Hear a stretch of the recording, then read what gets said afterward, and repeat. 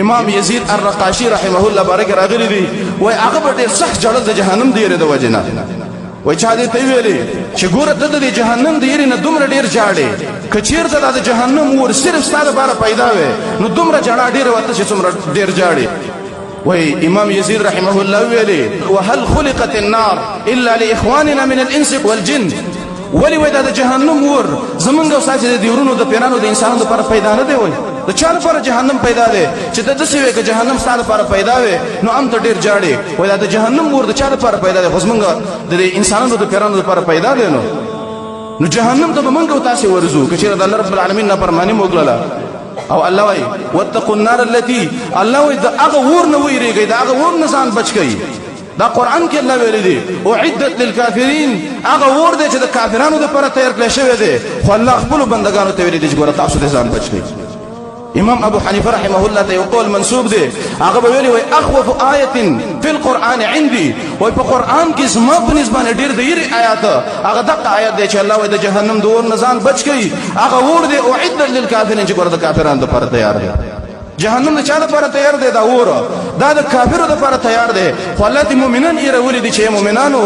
دا هغه ور نه ځان بچي ګوره چې د کافرو لپاره تیار دی مؤمنانو صفت دا ده چې دوی به د جهنم د اور نه پناهي غواړي د جهنم د اور نه به یریږي د الله د عذاب نه به یریږي ان عذاب ربهم الله قران کې وایي د مؤمنانو د رب عذاب چې دی غینه امن نه دی پکار هغه د مؤمن انسان نه په امن کې کیږي او لا يأمنو د الله د عذاب نه امن کیږي من عقل عن الله امره سوچ د الله په خبر باندې پويږي هغه خلق د الله د عذاب نه په امن کیږي الله قران کې وایي د الله د عذاب نه په امن کیږي مگر کافران خلق کافر خو د الله د عذاب نه یریږي الله څوک یری الله خپل بندگان یری چې ورته دي جهنم د اور نه ویریږي نو موږ تاسو له پکار دي چې همیش د جهنم د اور نه پناهي وغواړو د جهنم نه ویریږو ابو مسلم الخولاني رحمه الله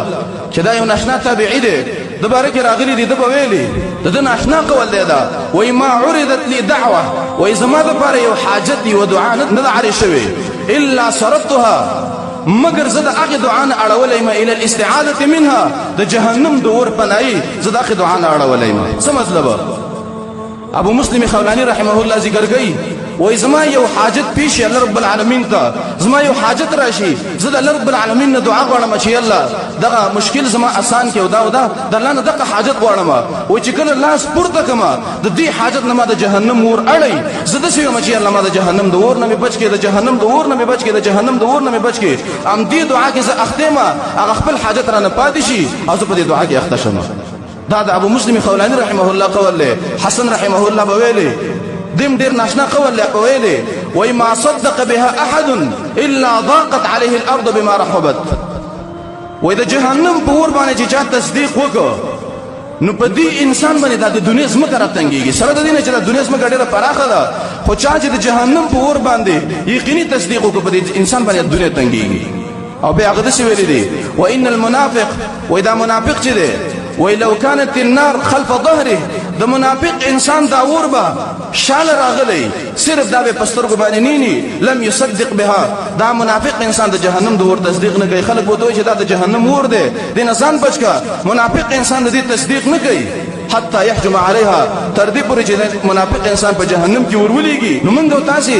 د جهنم په ور باندې یقین نه کوو اگر که موږ تاسو په خلی باندې منلې ده چې جهنم دی ور دی او دا خو لیکن موږ تاسو د جهنم په ور باندې یقین نه دی کله